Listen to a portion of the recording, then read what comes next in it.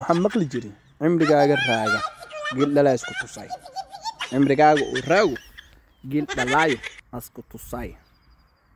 hadda waxa waa cimrigaaga raaga wuxuu ku tusaa dad qoraal ku dhigliyaal ah oo bilaa shaqo shaqadooda dhanba laga dhigay inay fiidiyoyada ama qoraalada qofka soo boosti gareeya inay comment ka bixiyaan ama wax qaldan inay qoraan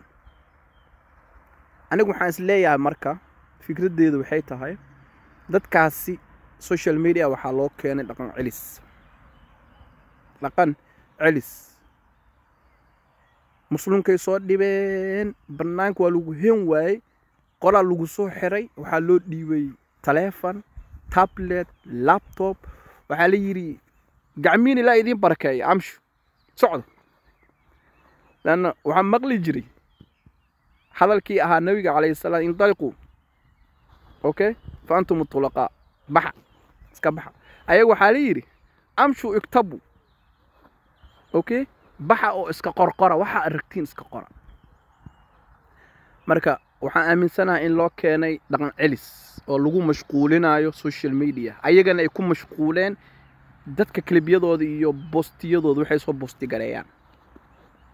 adiga maxaa leedahay marka adiga maxaad leedahay okay qoraalka hoose ku soo qor aniga waxaan aaminsanahay inay yihiin dad dhaqan celis loo keenay social media